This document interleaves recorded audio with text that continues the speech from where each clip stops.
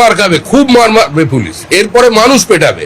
এখন বাবরের সরকার নেই, এখন শ্যামাপ্রসাদের সরকার। নির্বাগে আজাদি একবার যদি বলে না, বাড়ি ফিরে যেতে পারবে না। এখনো পর্যন্ত আমরা কিছু করিনি, মানুষও চুপ করে আছে। পুলিশের উপর দায়িত্ব দেওয়া আছে। হারাত্তারি টুকরে হোঙ্গে বললে মোটামুটি যেন 2 টুকরো হাড় নিয়ে অন্তত কোনো হসপিটাল হয়ে প্লাস্টার টাস্টার করিয়ে তারপর বাড়ি যেতে। শ্যামাপ্রসাদ মুখার্জির সরকারই তো বাবরের সরকার। শ্যামাপ্রসাদ কার সঙ্গে সরকার করেছিলেন? মুসলিম লীগের সঙ্গে।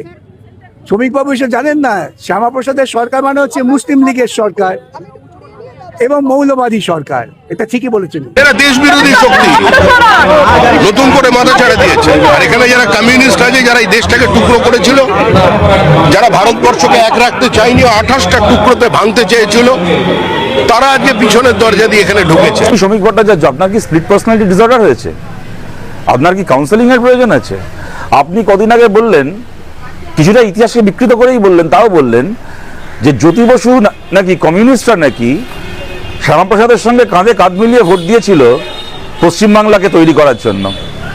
তা আপনি একদিন বলবেন যে কমিউনিস্টরা, জ্যোতি বসুরা রাজনৈতিক বিরোধ ভুলে গিয়ে দেশের স্বার্থে, বাংলার স্বার্থে শ্যামাপ্রসাদ মুখার্জির সঙ্গে একযোগে ভোট দিয়েছিল আইনসভায়। আবার সেই আপনি আবার 2 দিন পরে এসে বলবেন যে জ্যোতি বসুর পার্টি দেশদ্রোহী পার্টি, কমিউনিস্টরা দেশদ্রোহী। তা আপনার কি চিকিৎসার দরকার হয়ে পড়ছে? বলুন, শ্রমিক ভট্টাচার্যকে আমি দেশপ্রেমিক বলবো না দেশদ্রোহী বলবো? কিসের বিনিময় শ্রমিকবাবু? কিসের বিনিময়? ভারতের পার্লামেন্টে আপনি স্মাগলারদেরকে ঢুকিয়ে ভারতের আভ্যন্তরীণ নিরাপত্তা, ভারতের গণতান্ত্রিক ব্যবস্থা, ভারতের সীমান্তের সুরক্ষা সব কিছুর সঙ্গে এত বড় খেলা খেলছেন।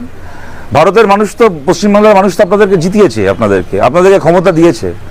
তারপরও তৃণমূল কংগ্রেসের হাজার হাজার কোটি টাকা কামানো চোরগুলোকে পার্লামেন্টে যাওয়ার ব্যবস্থা করে দিচ্ছেন। কিসের বিনিময়ে? কারণ টাকা পয়সার গল্প নেই তো এর পেছনে।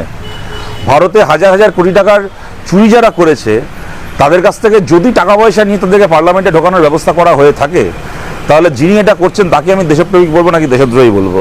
এরও তদন্ত হবে। আজ বাদে কাল কিন্তু এইগুলোর তদন্ত হবে।